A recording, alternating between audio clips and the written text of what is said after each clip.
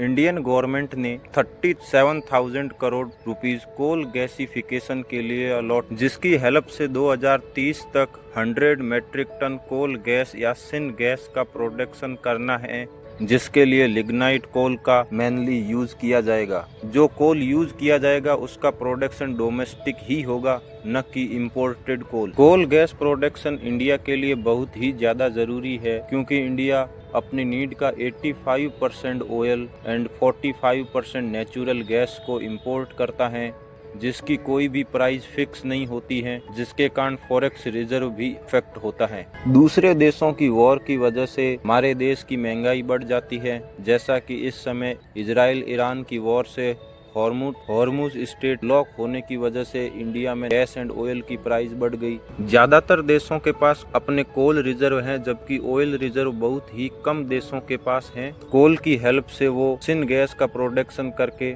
अपनी energy need को काफी हद तक दूसरे देशों से कम किया जा सकता है। कोल गैसिफिकेशन में mainly high quality coal anthracite का यूज किया जाता है। इंडिया में हाई क्वालिटी कोल के रिजर्व बहुत ही कम है, इस वजह से गवर्नमेंट कोल गैसिफिकेशन में लिग्नाइट कोल का यूज करना चाहती है। लिग्नाइट एक लो ग्रेड का कोल है, जिसकी एनर्जी डेंसिटी काफी कम होती है। इसका use mainly electric generation power plant में इनका यूज किया जाता है। इसके लिए गवर्नमेंट ने 2021 में national coal gasification mission start किया, जिसका मकसद विदेशों से इंपोर्ट को कम करना और नेशनल सिक्योरिटी को बढ़ाना है और नेचुरल रिसोर्सेज का यूज करना। कोल गैसिफिकेशन में कोयले को सीधे जलाने की बजाय इसमें से अशुद्धियों को पहले ही अलग कर लिया जाता है, जैसे कि सल्फर, राख, आर्सेनिक जैसे हैवी मेटल, जिससे कि पॉल्यूशन कम होता है।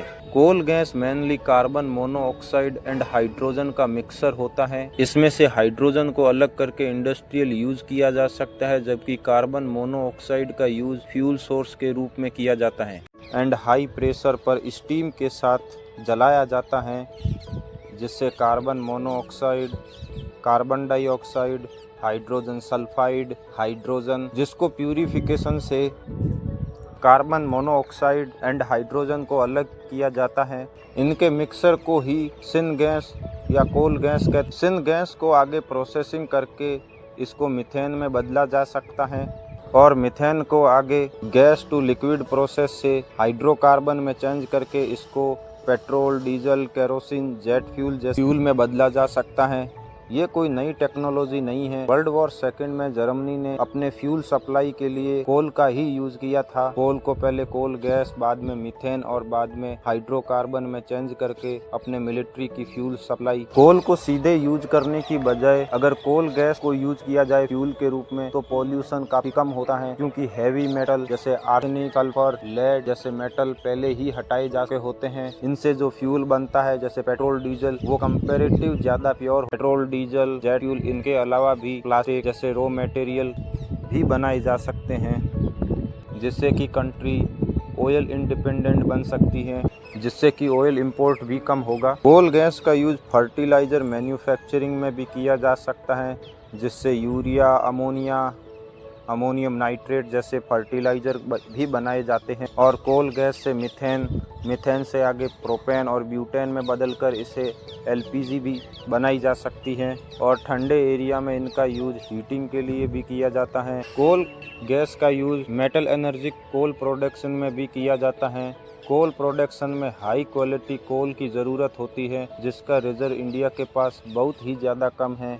मेटल एनर्जी कोल को इंडिया, ऑस्ट्रेलिया एंड इंडोनेशिया से इंपोर्ट करता है, जिसकी हेल्प से हाई क्वालिटी स्टील का प्रोडक्शन किया जाता है। लेकिन कोल गैस का यूज किया जाए तो हाई क्वालिटी कोल को इंपोर्ट को भी कम किया जा सकता है। अगर कोल गैस का यूज किया जाता है तो इकोनॉमिकल ग्रोथ होगी एंड रोजगार भी बढ़ेगा, जिससे कि ऑयल इंपोर्ट भी कम होगा और करेंसी भी स्ट्रांग होगी। कोल गैस को जब फ्यूल में कन्वर्ट किया जाता है तो इससे फॉरेन से इंडिपेंडेंस मिलती है ऑयल सप्लाई के लिए।